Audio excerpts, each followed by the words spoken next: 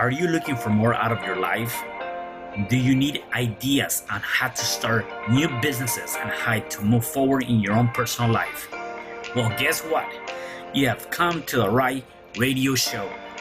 At You Can Overcome Anything podcast show, you will learn and hear from many people from all walks of life who are sharing their challenges, their stories, the habits, and the mind shifts they had to overcome to become who they are today.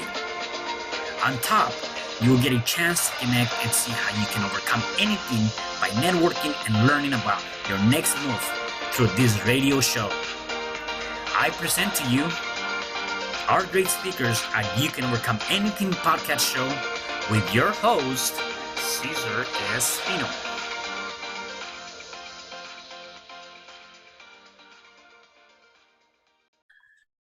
Hello there, and welcome back to another episode of You Can Overcome Anything podcast show. It is your host, Cesar Espino, and today I have a special guest. Her name is Aya Allison. Hey, Aya, how are you? I am doing great. How are you? I'm doing wonderful. It's such a great pleasure having you here today on the show. Before we dive in, I want to give our listeners and viewers a little bit of your background. Aya advances exceptionally mindsets through mental reframing. Her niche is diverting overwork, millennial high performers and entrepreneurs into sustainable acceleration and meaningful profit. Her pivot from suicidal ideation to mental clarity came in 2012 after an ayahuasca journey. Not a magic bullet, but the one-night journey created the necessary mental space to make a radical shift in taking control of her destiny. The pivot led to coaching, where she creates safe spaces of non-judgement for her clients to honestly acknowledge root issues and shatter all paradigms. Well, that's awesome. Definitely. I've been once into an ayahuasca ceremony, and definitely it's life changing, or it could be life changing. You've never done it, and the revelations that come with that. Before we dive into that, though, tell me a little bit about your background. Where are you originally from, and how was your upbringing? So thank you for disclosing that. Some people are a little, they dance around the topic of plant medicine. So thank you for that transparency. I really appreciate it. So I'm originally from Kentucky. Part of my family, my great grandfather came actually from the res. So we're half Cherokee, and then of course there's white people in my family as well. So there's French people, Brazilian. I had grow up in a very diverse way. But I didn't really think much about it, until, kind of as a kid when, other kids are like looking at you and looking at your family, trying to figure out how it all goes together. It's like, what's everybody looking at, Yeah. So for me, that was very normal and common. But, growing up in Kentucky, it was really interesting. And also growing up with very young parents. My parents were only like 17 years older than me. So it was kind of like, being raised by older brothers and sisters, and who just were trying to figure out the world. They didn't know what was going on. So also grew up very poor and religious. I'm 49, so I didn't grow up with the TV. I didn't grow up with internet. I wasn't shaped by media. I was shaped by my imagination and books, and really grateful for things like that. So I grew up, being very imaginative, but also, critically thinking. My grandfather, my dad would like have little puzzles for me to solve or things for me to think about. So it was just a really incredible journey, even though, it was very tough. You understand, you come from a tough background. So there were many, many opportunities to overcome challenge. Yeah, no, wow. And that's interesting. I want to kind of just maybe, this is interesting to learn and get your point of view of that. Obviously, you growing up, in the back in the day, same as I did, and you talked about there was really not a whole lot in terms of technology and internet and, all the different, they're good. They can definitely serve you now, except I also believe they're distractions, right? And I guess, seeing it from the perspective of kids growing up, that I remember when, if we wanted to go play, I would go outside and play on the playground, or, do something instead of just sitting on my desk and playing video games or whatever the case may be. Do you feel that obviously that the technology has done something good for us do you also believe that that's really shifting where things may be going from, if you see it from the perspective of now, how kids are growing up versus how we grew up as kids? Yeah, absolutely. And it's a great question because, I always try to look at things holistically. It's like, okay, wow, technology coming in and our brains are not ready for all of this. So it's like in some ways our emotional self is catching up to what this technology can do. And for kids that just, have grown up in front of a screen their whole lives, it's like, they become very detached from nature and the outside world and, at times imagination. But then I see, I know a ton of Gen Zs that are phenomenal entrepreneurs. I mean, they're going at it. They've taken that information that they've received and they just build on it.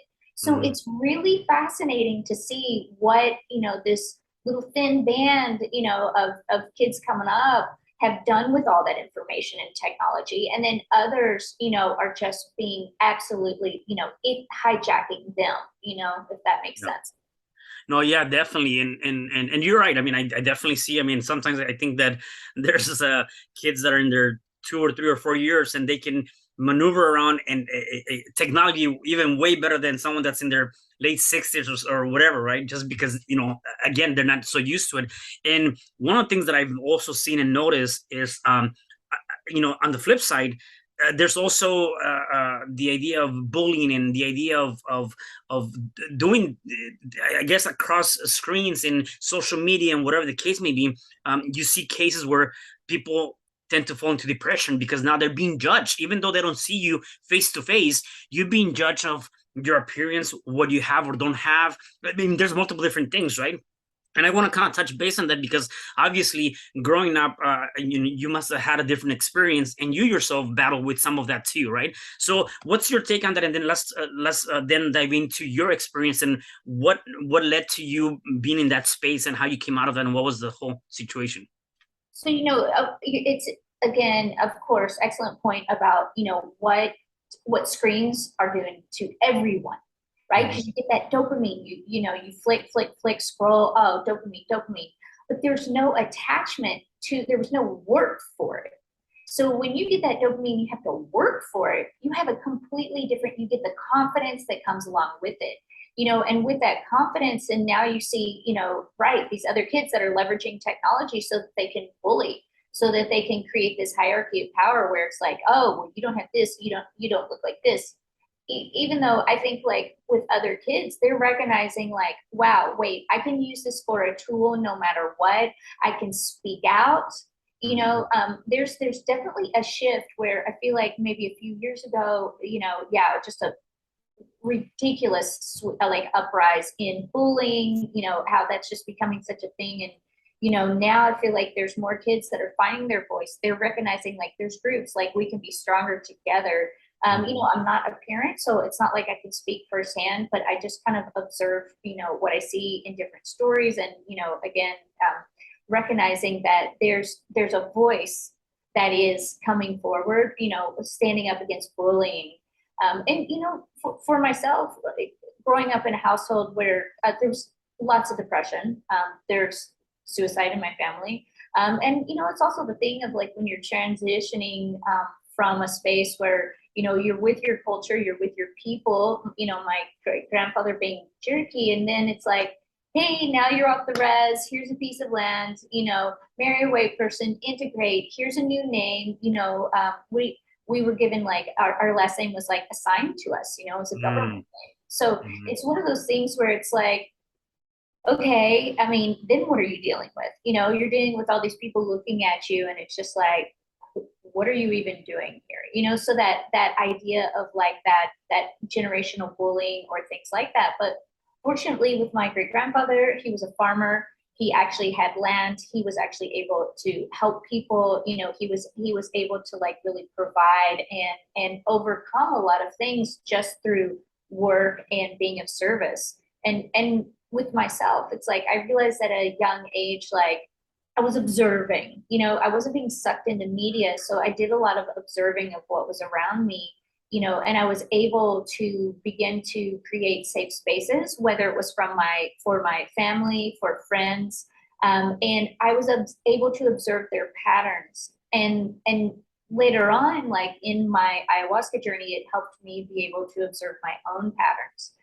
So, you know, those are just, it was sort of just like the beginnings of being able to observe those patterns in others, whether it's like depression or you know, those types of things, lack of confidence, and then being able to observe that in myself. Yeah, talking about coming from a family that there was a lot of depression, suicidal thoughts, or ideas, or that nature. Do you feel like that's the reason why you kind of felt into that? Like you kind of grew up in that environment, so it was kind of, I won't say a natural aspect. I don't know how to explain, but yet more falling to just into place with yourself, or do you feel like you're a victim to that? How would you explain that the fact that you kind of ended in that? That's a great question too. What's really interesting is that I did not grow up feeling depressed. Okay. My encounter with it, in fact, you know, in a lot of ways, I always looked at my family. I was like, you guys have problems, you know, I'm like just Yeah. observing and not relating because I was always like pretty happy, detached, and whatnot. However, when I was 29 years old, I was bitten by a super poisonous spider that create like the neurotoxins did damage to part of my digestive system. Mm. And you know, your digestive system is where your serotonin is, all those neuroreceptors, and when that is off, everything is off. So it was because of that I became depressed because my, you know, my biome was completely disrupted. And so I became depressed. So I was unable to relate to my family. And then, you know, around 29 and 30, I became seriously depressed. And it was all from that moment. Got it. And that's what led to having those ideas of Yes, suicidal thoughts and things. absolutely. Yeah. You know, you know, I was a creative. I didn't have a lot of money at the time, so I wasn't able to just go to a specialist and try to figure out what's going on. So, you know, I got a lot of help from like my acupuncturist, from my herbalist, you know, but we were not really able to fully treat everything that was happening. So I just dealt with it, you know, just like everything else in my life that had been crazy and traumatic. I'm like, okay, well, I'll just deal with this as well. So I just kind of floated along with it until it just became so overwhelming in, you know, inability to eat foods, inability to feel at peace. I mean, the depression was so overwhelming. That's when it just built up and I was like, something, I have to do something. And that's when, of course, as it does, ayahuasca showed up in my life. Yeah.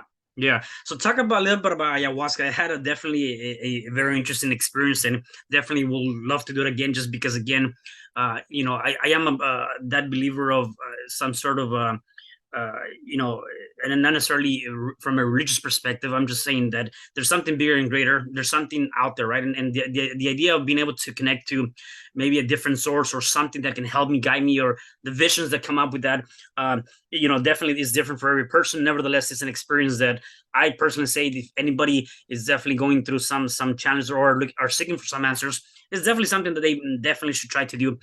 How was that for you? Obviously, you found it. Did that give you that clarity or guidance to say, you know what, enough is enough, I'm not doing this anymore? I mean, definitely this is not where I want to be, and I need to step out of that. Like, how was that experience for you? It was so incredible the way it all aligned. You know, I was not looking, I had never heard of ayahuasca, was not looking for that. But I mean, I was in I was in a terrible place. But, you know, I was still working and functioning and I could, you know, I could just contain everything. You know, when again, I was like, I had my own business. So I was, you know, present for all of that. But I mean, Mm-hmm. inside I was miserable.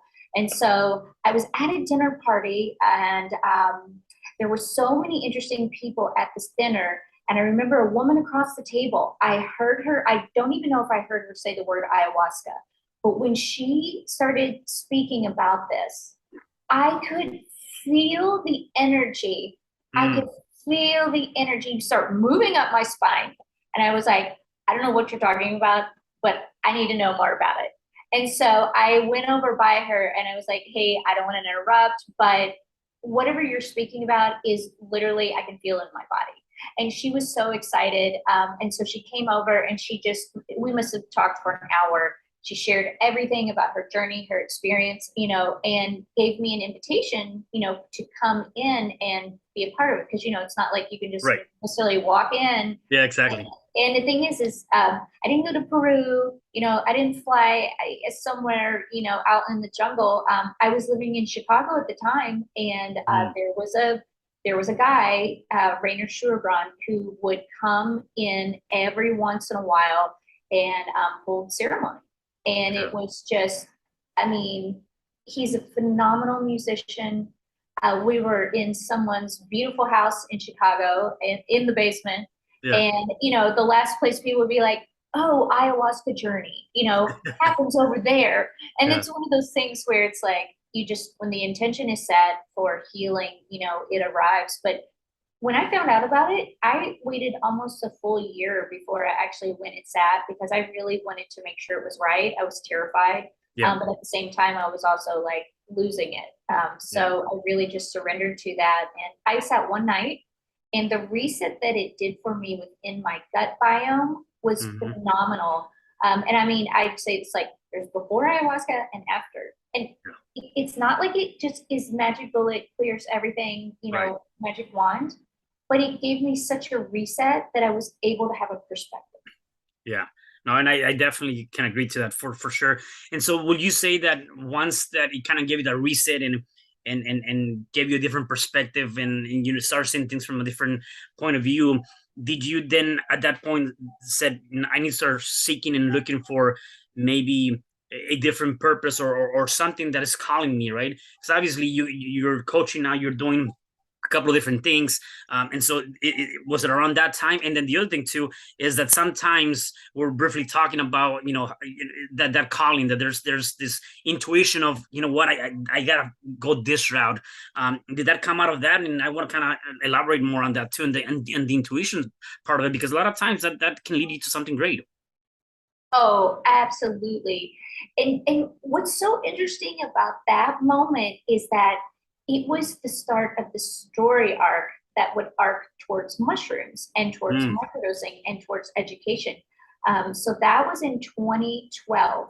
And then after that, I changed, I started changing things in my practice. At that time, I was working as a neuromuscular therapist. So I was doing rehabilitative massage therapy, but I was starting to coach. And I really realized that so much of the transformation with my clients was happening in our conversations, the change in belief, right? And I began to notice, I was like, this is less about my hands on a person as much as this, this shift in thinking. And so it really started me on the path of kind of considering what that would be like to do that full time. Also was in Chicago at the time. I was wrapping up some studies with, I studied medical Qigong, and I studied with a Taoist priest. So it was all about energetics of the body, understanding energy transfer and these things. And so I had really had enough of the Chicago winters. So my intuition, one day my intuition just called me and was like, hey, you're moving to LA. And I was like, what? I'm LA? I always thought, I don't know. I mean, it's probably beautiful, but like, oh, it's so superficial and traffic and smog. And my intuition was like, you're going. So I literally was like, okay, I guess I'm moving to LA. And then a year later, I was in Echo Park. Wow. Yeah. No, it's crazy. And I'm sure that definitely led to a lot of great things and a different, even though you didn't know and maybe you were scared of doing that, it led to something good and great, right? Absolutely. And the one thing I'm very, very grateful to have inherited from my family is just this absolute ability to transcend fear. And I think it has to do with obviously many of the things I was exposed to growing up, but it also had to do with like doing really hard things. Right. So it just helped me think, it's like, okay, but is literally packing my things and moving the hardest thing I've ever done? Well, feeling suicidal and not going through with it is probably the hardest thing I've ever done. Maintaining and another day and another day and another day, those are the hard things. So to me, it's like, all I'm going to do is pack my stuff into a truck, drive across the country, unpack it, and live life. So to me, I'm like, And once I saw LA, I'm like, oh, LA is amazing. So I was like, this is way better than freezing cold Chicago. So there's For sure. not that sense of like, oh, I'm scared. It was more like, this is exciting. Yeah, no, definitely. So tell me about the mindset, the mental reframing, right? How did that come about? Obviously, you're helping, entrepreneurs, high performers, create better profits and things like that. I'm very fascinated by the idea of being able to reframe the mind or the mental aspect in general, not even just for business. I mean, really for anything, right? Because I think that's a lot of it has to do with that. Whether you're going through some sort of harsh situation with your personal life, family, or friends, or in general, just changing the framing and how you see things or that mental aspect can definitely help in many different ways. So tell me more about that. So with changing the mental frame, first of all, I come from the heart, Mm. so the first and foremost thing is creating that safe space of Okay. understanding, of resonance, of non-judgment. So the number one thing is to be on that level with the person that you are opening up a space for, to be radically transparent and vulnerable. Where I'm going to listen, I'm not just to your words, but to your resonance. Mm. So I'm going to take in the story behind the story, and I'm going to go straight to the root. And with things like that, some people have never had anyone do that for them. Maybe they've had people who it's like their family who thinks they should do this thing, or a partner who thinks they should do this thing, and this is your problem. I am listening to your heart, and I am translating it into the words that come to me. So it is an intuitive process. But Okay. with that, once, my client is like, wow, this person understands me, then they're in a space where you can start to really shift the beliefs, because Mm. they're safe, they're understood.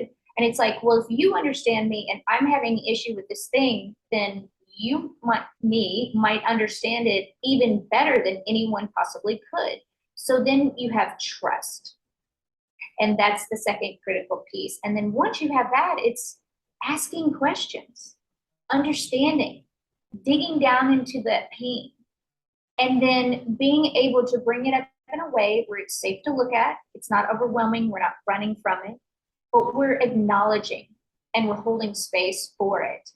And so once that's there, it's like, okay, now what if we looked at it in this way? What if we saw it as a potential? What if this, you kind of move it around and you Yeah. kind of change it. And, growing up being very imaginative, also being a critical thinker, I'm able to just really move the pieces around of a situation very quickly, and I find it fun and I find it energizing. So it's just like, well, what about this? And I have clients all the time that are like, I've never heard it explained that way, Yeah. which I'm grateful for, because that's the point. So it's like, this is my gift to you. Consider it in this way. Now, I want you to integrate what you're thinking about with this new frame by taking action. Now, here's your homework. Now, go do this. And it's really critical that they do it in that first 48 hours, because that's the acute phase where Mm. it's still fresh and has meaning, and they can begin to attach and assimilate it, and it becomes them. Does that make sense? Yeah, it does. And I like what you mentioned. I've heard this before too. And anything that we do or the decisions that we make, they're first done by emotion, which is you're talking about connecting with the heart, and then back up by logic or what you're thinking, right? And so definitely I see that where any decision, or even when we're looking at if we're looking at from a business perspective, any buying decision is going to be first made by emotions, then backed up by logic, right? Nobody's going to be and say, hey, here's my money, take it. You got to be able to connect with them at a different level. And then once you do, and then they feel you, and again they like that like and trust factor, is like, okay, you know what, yeah, let's do business kind of thing, right? It is the same thing with I think with dealing with just on the personal level, loving relationships, or connecting with different people. It's like you got to connect to their feelings, you got to connect to that emotion, and then everything else is gonna follow by, right? Absolutely. And so thank you for, again, like reiterating it in that way. It really, in some sense, it's like it's the sales process is a coaching process, right? So when you're like, hey, I want the best for you, not it's not your money, it's not the whatever accolades for being, best at this. It's like, I truly want what's best for you because I care. And when you can show up as caring, I mean, in some ways that's so rare. And I'm aware of that. And I want to be able to offer, really superb value for my clients that they are not going to get anywhere else. This isn't like coaching as a commodity. This is coaching as like a very standalone, it's a very unique proposition. And so in the space where, again, with high performers, who are just on this wheel of gold star, gold star, gold star, gold star, it has no meaning. Again, it's like the scrolling where it's like dopamine, dopamine, dopamine. What's next? Like, it's happening right now. Yeah. I tell people it's like, it's not a bunch of sexy secrets. Like, the work to change is challenging or people would do it. But once they get into a loop and a pattern, they've got so much momentum going, it's like they're just going to go until they crash out. And it will happen. It will happen. So if I meet you where your pain points must be solved, we're going to get some work done. Yeah. No, that's amazing. So one of the things that you mentioned is that any limiting belief can be overcome with the proper coach and reframing, right? And so two things that I come with that is, again, the coaching has a lot to do with it. Perhaps the tools or the things that are being utilized to coach you. And then the second thing is going back to that reframing, right? What have been some of maybe I guess biggest challenges that you've dealt with, helping customers, one, really get the proper coaching and overcome that through the reframing of your practice? This is a great question because some of my clients have been in that frame of over and over and over the habit. They're in attachment, and attachment to where it's like they just are so bogged down in a place of disbelief where they're so tired and they're just like, maybe I'll just keep going until I burn out, drop off. It's finding a way to transfer the belief to them without them fully draining me. And so as the coach, I do feel like, interestingly, one of the challenges can be when you're coming from your heart to just pour everything into this person, and you really have to maintain the boundaries of we're working together. And so I feel like, some of the biggest challenges can like really be being clarifying those points with the person you're working with, because someone who's drowning just wants you to save them. And I tell people, I'm like, I'm not here to save you. This is a partnership. So helping people get on board with a partnership can be one of the bigger challenges. I mean, once they're on board, they want to make the changes. But, when they're drowning, they're just like, I want you to do the work because I've been doing all this work. It's like, well, to be honest, you actually haven't been doing the emotional work. So being able to get them to see like, oh, I've just been on this accomplish, not the, the emotional piece has just been completely disregarded. So, it's bumping that up into a place of importance where they can see the value of bringing that in and then where that's going to lead them. And again, I think it's a lot about asking the right questions, doing a lot of mirroring, and then sharing those sort of like stories or just, like, oh, well, think of it like this, to be able to have them like, oh, what does that look like? Because as soon as you can trigger, the mirror neurons going, it's like they see it. And that's the goal. It's like, once it's in their head, here we go. Right. Yeah. Do you ever come across, and it just came to mind, and I know you deal with mostly with professional people or that nature, entrepreneurs. have you ever dealt with, even from people that are in that professional world, and they come, to you for coaching? You see this a lot in NLP, right? Where you have a lot of people that might be dealing with the drama cycle, right? And you've heard of that, and because you were talking about the emotions, and and they're like, hey, do all the work, and they kind of look like I'm the victim now, and so fix me kind of thing. Do you come across a lot of, per se, kind of like the drama cycle within people, and help them step out of that and say, hey, we got to look at it from a different perspective. You got to step outside of that and see it from the outside versus from the inside. Absolutely. And I've studied a little of NLP. I'm definitely not a pro. Yeah. But that, yes, pulling away from the drama cycle. And it's like, hey, first of all, this is a partnership, right? It's not a one-way street, and I'm not, I don't live your life for you. I'm not going to be there when we get off this call. You've got to do the work. So it's just having the commitment to that. And it's like, hey, come over here with me. Right. Come on out of there and come over here with me because of these things. And again, you have to have the things on the other side that can be so valuable and can trigger that new emotion of want and desire. For them, it's like, oh, wait a second, actually, these things over here, this whole drama cycle, it's like, am I really getting any joy or value out of this? I mean, when you stop and you look at it, it's like, oh, I don't actually like this. Mm-hmm. This is just my cost sunk bias because I've put so much time into it that I don't want to let go. And again, that's where you bring in the logic. So I'm not just like all emotion, no logic. I try to really balance it with both. But it's like when you introduce these concepts of like, these are things that humans do. Like we've held on to something so long. It's like, well, I can't let go now because I've held on to it for so long. Like, right. But if you're carrying around like a giant boulder, like it doesn't make sense anymore. We already built the castle. Like we're good. You don't need to bring any more stones. Right. Yeah, no, definitely. Now, do you work with mostly one-on-one, or do you also do like group coaching? What's your style? Currently, because my clients require a considerable amount, I do give them like a considerable amount of attention actually out of session. And what I mean by that is, when you come into like a 3-month intensive, it's every week. And then I will do a check-in with them, in like 48 hours. And then I expect them to follow up with certain things.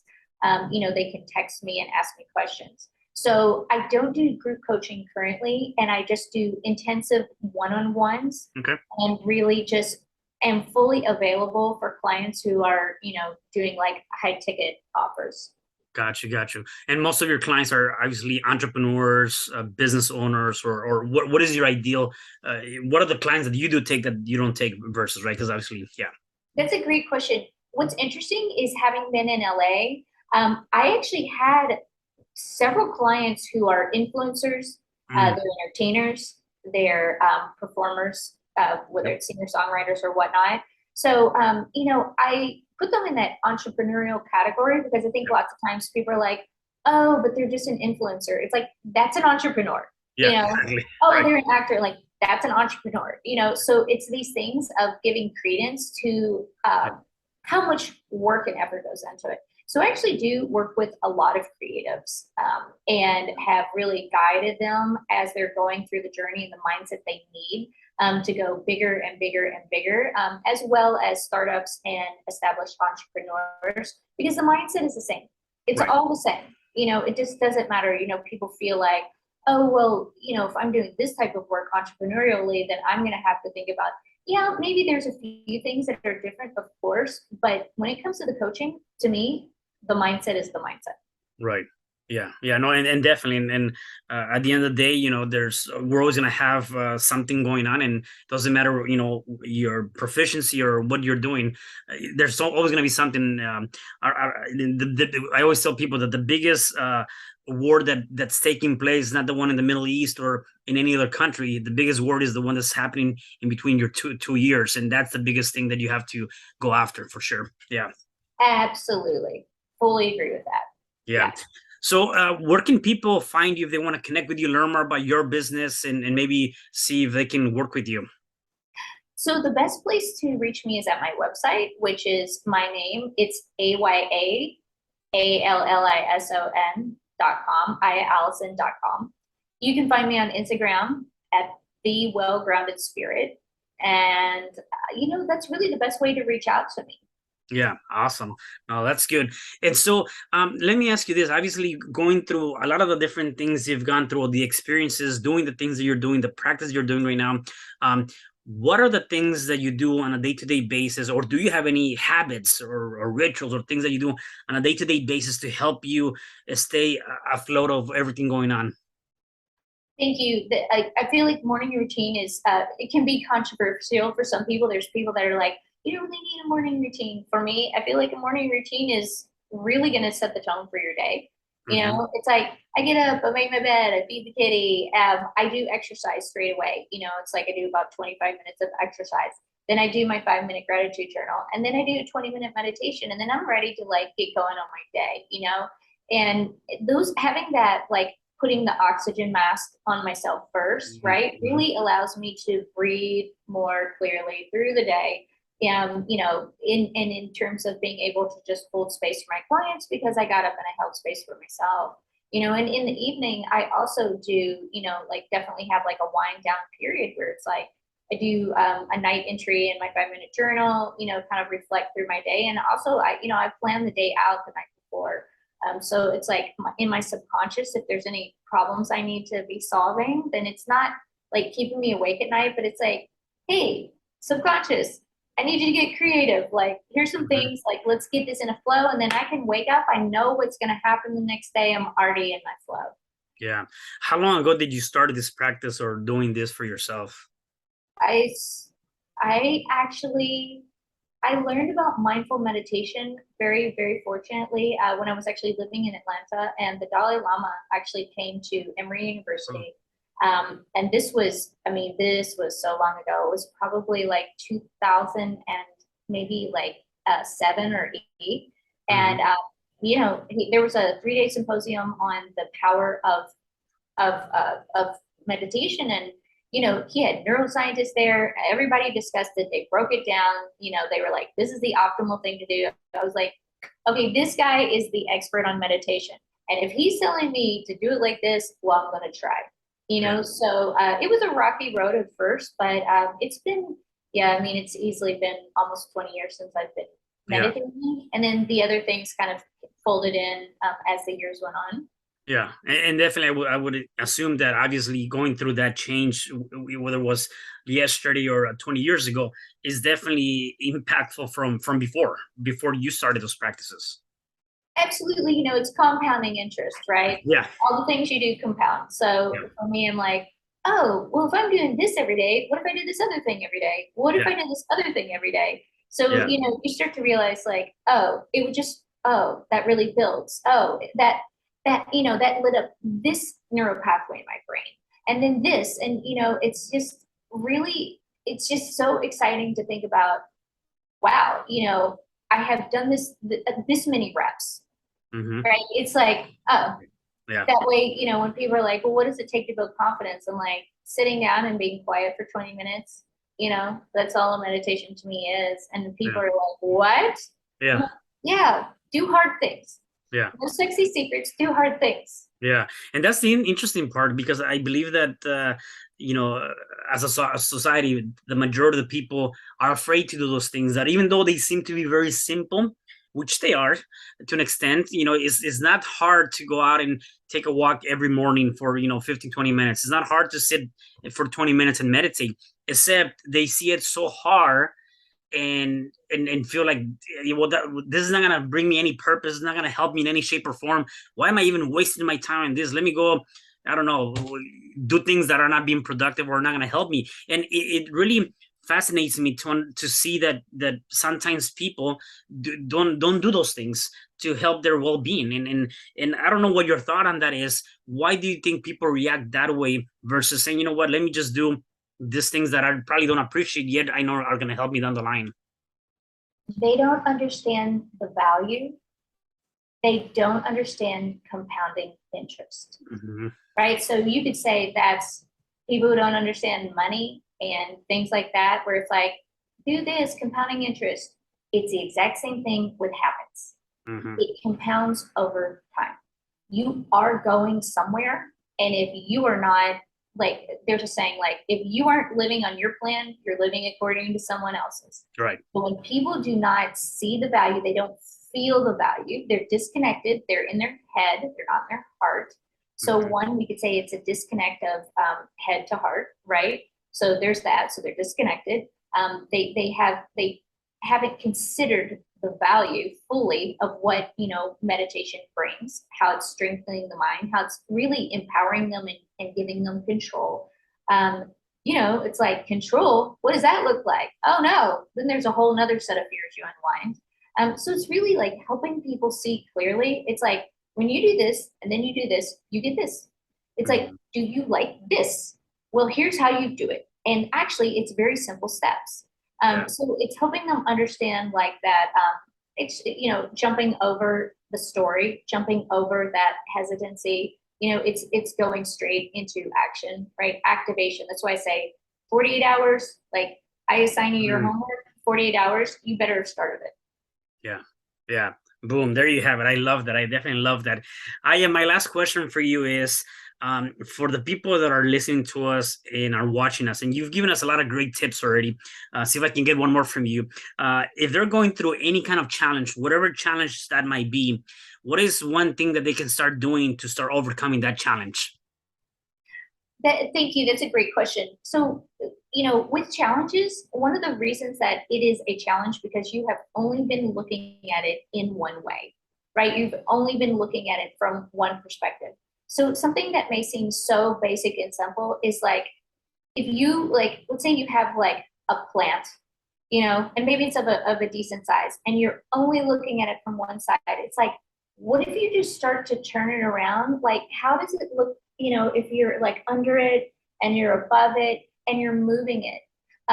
You know, what I learned recently is that 80% of our brain gets changed through physical movement, through physical exercise. So when we cannot figure out how to move around a challenge and see it differently, sometimes it's good just to take something physical and move it and study it and think about it differently, just from holding it and looking at it differently. So even something as like, seems so basic, like, you know, try to write out your name with your left hand. You know, it's making your mind work differently. It triggers thoughts. It triggers ideas. So sometimes taking that first physical step to doing something so differently that you would never do. I tell people, like, take your mouse and use it with your left hand. You know, just do something, brush your teeth with the left hand. Do something where your brain is like, I don't usually do this. It's like, it's opening up a pathway to a new frame. Yeah, I love that. And you know what? Yeah, exactly. It's just creating different framings, and it's looking at it from a different perspective, and maybe different things are going to come out of that. So yeah, definitely that was a great advice. So yeah, thank you so much, Aya, for being here. Really appreciate it. Anything else you want to share before I let you go? Honestly, that's it. You have asked some phenomenal questions. I appreciate you so much. Just really enjoyed this conversation. Thank you. Well, definitely. Thank you again for being here on the show. And for the rest of you guys, do me a favor. Please go ahead and connect with her. Go ahead and follow her on Instagram, and also check her website. I'll definitely have that information below. And do me a favor, share this message, because definitely somebody needs to hear this message, and you don't know who's going to resonate with it. So again, I'll see you guys in the next episode of You Can Overcome Anything podcast show. Thank you. Hi, I'm Cesar Espino, real estate investor, business coach, and consultant, and author of the book, You Can Overcome Anything, Even When the World Says No. My number is 424-501-6046. In my book, I talk about making the necessary changes to shift your mind for prosperity and certainty. Pick up your copy at Amazon. I also love helping families with their real estate and can purchase your house fast and all cash. Follow me on Instagram, Facebook, and LinkedIn. My number is 424-501-6046. Thank you for having me today. I am so glad you've tuned into this podcast. You can find me at your favorite podcast platform, where you can like, subscribe, comment, and share. And to learn more about myself, my services, you can find me at www.cesarrespino.com, or you can also find me at your social media. Thanks for joining me, and I am looking forward to having you at the next episode. And know you truly can overcome anything.